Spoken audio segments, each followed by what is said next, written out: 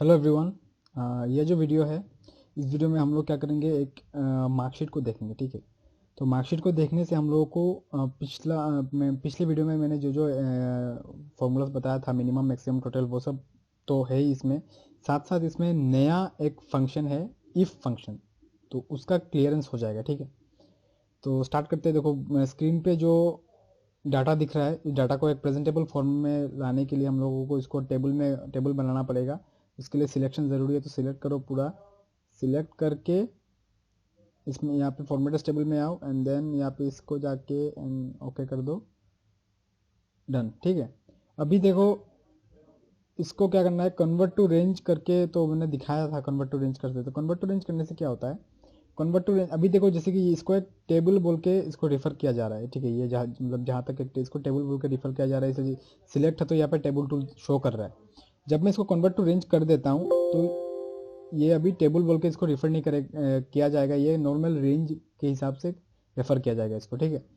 तो इससे ये प्रॉब्लम नहीं है, कर सकते हो, ज़रूरी नहीं है कि करना ही है।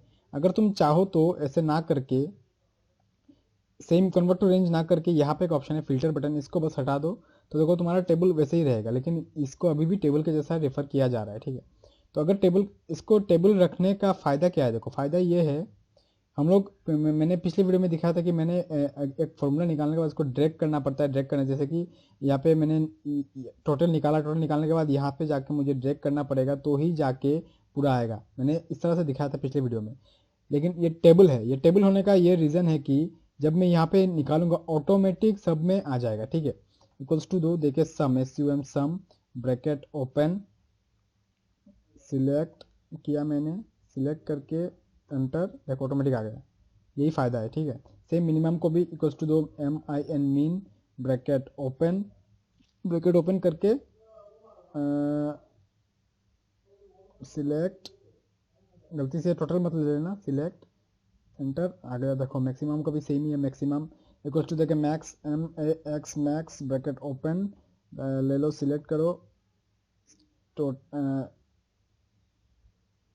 देन आ गया।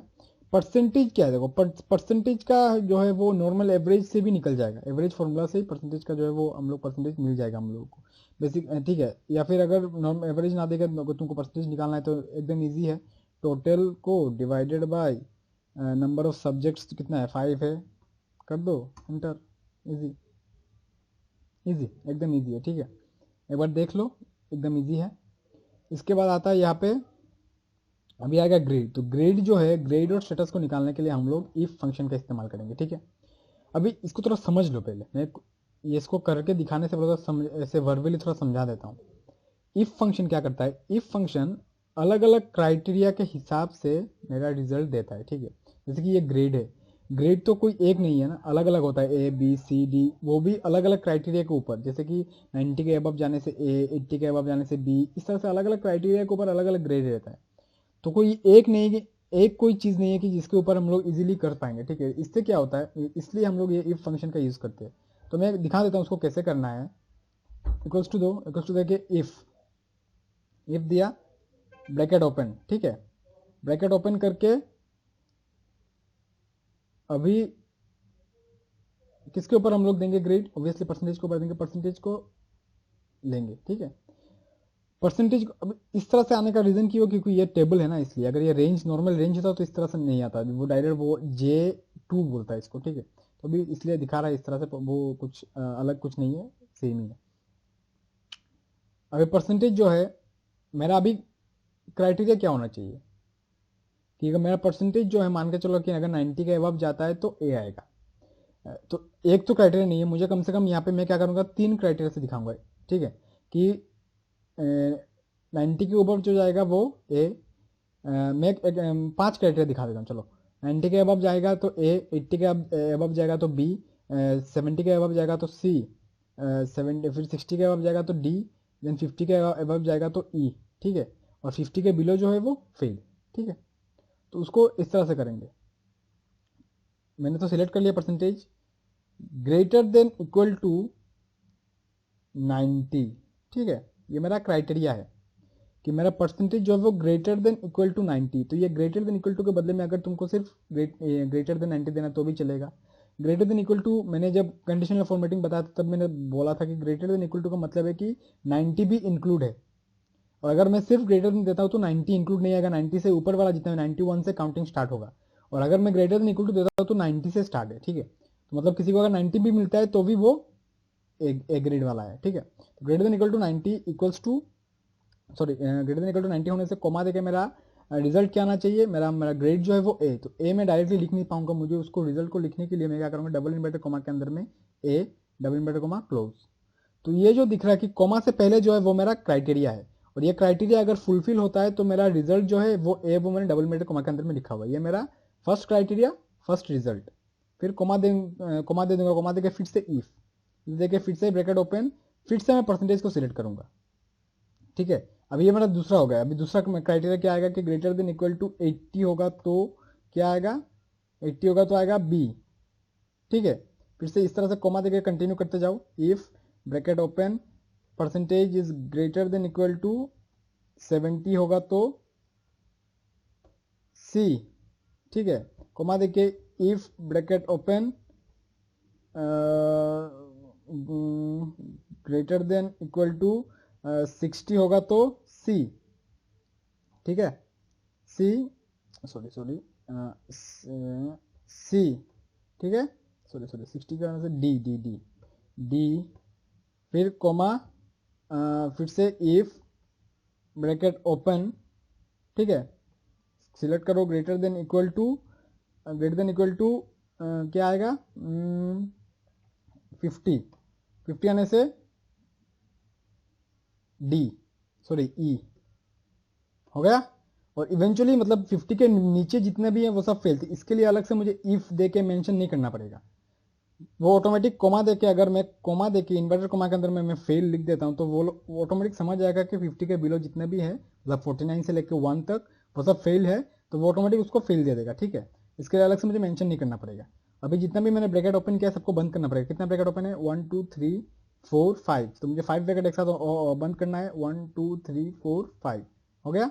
अभी मुझे क्या करना है, मैं एंटर करूंगा, देखो ऑटोमेटिक आ गया, ये टेबल है इसलिए ऑटोमेटिक आ गया, अगर टेबल नहीं होता तो मुझे ड्रैग करना पड़ता, तो ड्रैग करने से भी ऑटोमेटिक आ ही जाता, ठीक है। तो जब मैंने ये फॉर्मूला बनाया तो मैंने बस इसी को क्यों सिलेक्ट किया, मतलब काम तो सभी में हो रहा है लेकिन मैंने परसेंटेज बस इसी को क्यों सिलेक्ट किया, क्योंकि ये जब रेप्लिकेट होगा ना तो वो ऑटोमेटिक सब में आ जाएगा, इसलिए मैंने एक को दिया। जैसे कि मैंने ये तो मैंने नहीं किया ना, लेकिन ये सिलेक्ट तो इसी में है, यही दिखा रहा है। तो ये रेप्लिकेट होता है ना तो वो अपने आप सिलेक्ट हो जाता है, इसलिए मैंने एक ही को पकड़ के सब जितना भी है मेरा क्राइटेरिया और रिजल्ट वो सब दे दिया, दे के मैंने एंटर कर दिया तो आ गया। समझ में आ रहा है, समझ में आ रहा है। तो ये हो गया ग्रेड का, ठीक है। स्टेटस का भी सेम ही है, इक्वल टू देके इफ ब्रैकेट ओपन देके percentage greater than equal to, pass and fail का है ना, तो पास एंड फेल होने से ऑब्वियसली 50 के अबव आने से पास, 50 के बिलो आने से फेल, तो ग्रेटर देन इक्वल टू 50 दे दिया, इज इक्वल टू पास दे देता हूँ। और बाकी फेल जैसे कि बताया था, मतलब देखो फेल के लिए मुझे कुछ लिखना नहीं पड़ेगा, डायरेक्ट इन्वर्टर को मैं कहता फेल दी तो वो समझ जाएगा कि 50 के बिलो जितना भी है वो फेल है, ठीक है। ब्रैकेट क्लोज कर दो, एंटर। तो ये समझो, ठीक है, जहां पे क्राइटेरिया मेंशन करना ही पड़ेगा वहीं पे क्राइटेरिया मेंशन करना है, ठीक है। जैसे कि यहाँ पे देखो मुझे क्राइटेरिया मेंशन करना पड़ा कि 50 के ऊपर वाले सब पास, और ऊपर वाले पास है तो ऑब्वियसली नीचे वाले फेल ही होंगे, तो इसलिए मुझे ये इसको मेंशन नहीं करना पड़ा, ऑटोमेटिक बस मैंने फेल लिख दिया, वो फेल ऑटोमेटिक अपने आप आ गया, ठीक है। तो ये है इफ फंक्शन, थोड़ा झमेला वाला है, ठीक है। मैं फिर से एक बार समझा देता हूँ, क्लियर हो जाओगे, ठीक है। इसको डिलीट करके फिर से एक बार समझाता हूँ।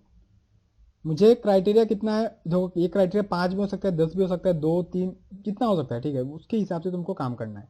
इक्वल्स टू देखिए इफ ब्रैकेट ओपन परसेंटेज, ठीक है, ठीक है, परसेंटेज। एक काम करता हूँ मैं इसको बाहर दिखाता हूँ, तो मतलब एक नॉर्मल सिनेरियो में दिखाऊंगा तो समझ में आ जाएगा तुमको, ठीक है। मैं जैसे कि यहाँ पे मैं इनको इन नंबर्स को कॉपी करके नीचे लेके आ जाता हूँ तो यहाँ पे समझ में आ जाएगा तुमको, ठीक है। कंट्रोल,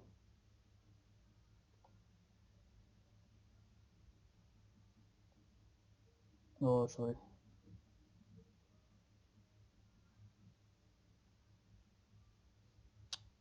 सॉरी सॉरी,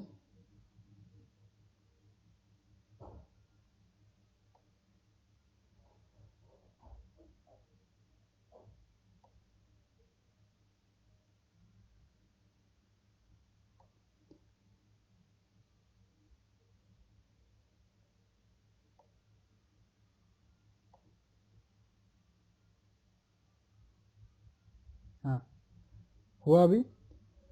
अभी मैं यहीं पे दिखाता हूँ, ठीक है। नॉर्मल मतलब ये टेबल के बाहर, अगर तुम नॉर्मल रेंज में करोगे तो कैसे करोगे। इक्वल्स टू दिया, इफ ब्रैकेट ओपन, मैंने इसको लिया, ठीक है। देखो जब मैंने इसको सिलेक्ट किया वो 69.2 को दिखा नहीं रहा है, वो क्या दिखाएगा, J9 दिखा रहा है। अभी J9 क्या है, J9 इस सेल का नाम है।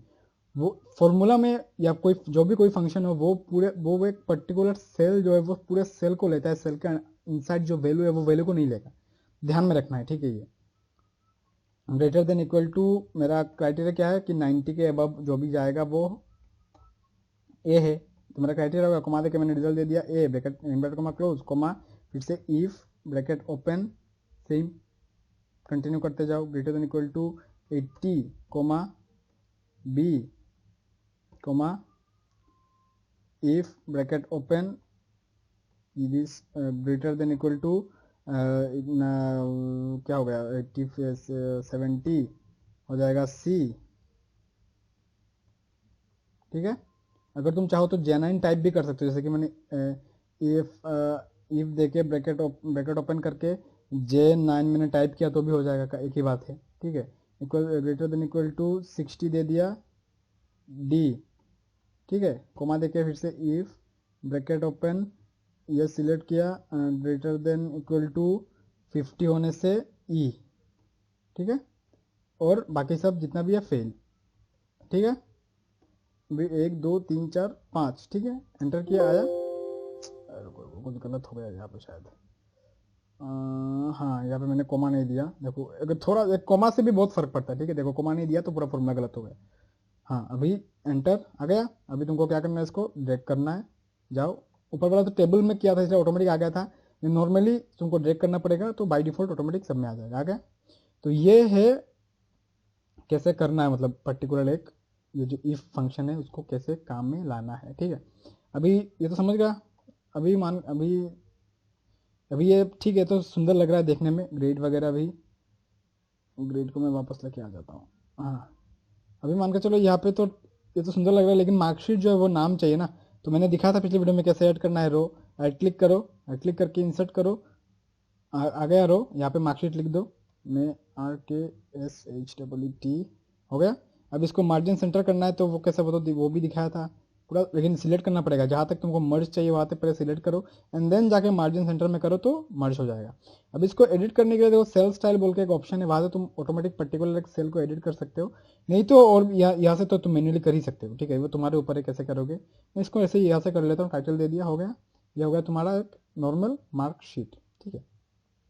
अब इसको मान के चलो तुमको क्या करना है, प्रिंट करना है, लेकिन प्रिंटिंग में प्रॉब्लम आएगा। अभी मैं दिखाता हूँ क्या प्रॉब्लम आएगा।